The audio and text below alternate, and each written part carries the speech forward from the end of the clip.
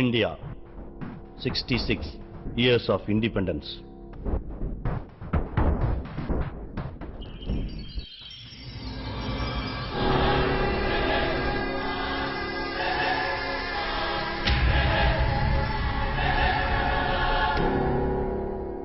We are giving $1,000 crore to European Union to resolve their financial crisis. $1000 கோடி அந்நிய நாட்டுக்கு கொடுத்து உதவி பண்ணுவீங்க. ஆனா இந்த நாட்டுல இருக்கணும் எவன் உதவி பண்ணுவான்? யாரை கேட்டு மக்களோட காசு எடுத்து கொடுக்குறீங்க? அப்ப நாங்க இங்க என்ன பிச்சை தான் எடுக்கணுமா? ஒருத்தன் பிச்சைக்காரனா பிறந்தான்னா அது அவனோட தப்பு இல்ல. ஆனா சாகும் போதும் பிச்சைக்காரனாவே செத்தான்னா நிச்சயமா அது அவனோட தப்பு தான். பெங்களூர்ல இருந்து காவிரி தண்ணி தமிழ்நாட்டுக்கு வந்துருச்சுன்னா தமிழ்நாட்டு கத்திரிக்காயும் பெங்களூர் கத்திரிக்காய் அளவுக்கு பெருசாயிரும்டா.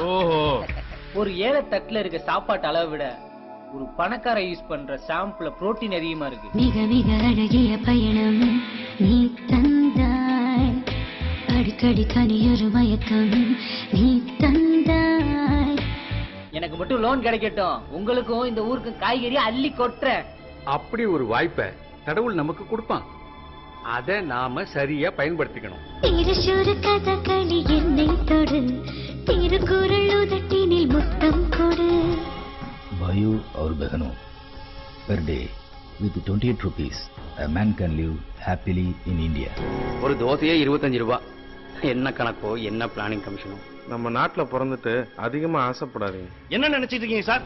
மாச கணக்குல ராப்பகல அலைஞ்சு தப்பு எங்க நடந்தது, எப்படி நடந்தது, யாரால் நடந்தது, எதுக்கு நடந்தது, இதுல யாராருக்கெல்லாம் பங்கு இருக்குன்னு உண்மையை வெளிக்கொண்டு வரதுக்காக ஒரே சிந்தனையோட போராடி இன்வெஸ்டிகேட் பண்ணி 2000 பக்கம் ரிப்போர்ட் கொண்டு வந்து கொடுத்தா அதுல அப்படி மாத்த இதுல எப்படி மாத்துறீங்க?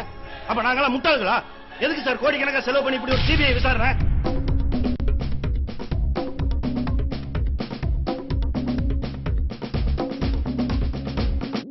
சுதந்திர இந்தியாவின் தாரக மந்திரமே ஜெய் ஜவான் ஜெய் கிசான் சொல்லுது. அதே அரசாங்கம் தான் விவசாயத்தை பார்க்காத வேற தொழில் போங்கன்னு. இங்க பாரு, காய்கறி விளையிற இடத்துல காங்கிரீட் கட்டிடத்தை கட்டி போட்டுருக்கானுங்க. போற போக்க பார்த்தா கல்ல வச்சு தின்னுட்டு சிமெண்ட காய்ச்சி தான் குடிக்க போறானுங்க.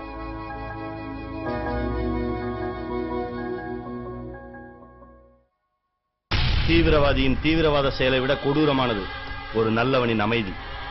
நாங்கெல்லாம் அமைதியா இருக்கறனால தானே நீங்க இப்படி நாட்டை சீரழிக்கிறீங்க. எங்க அமைதியை கைவிட்டோம், நீங்க தாங்க மாட்டீங்க.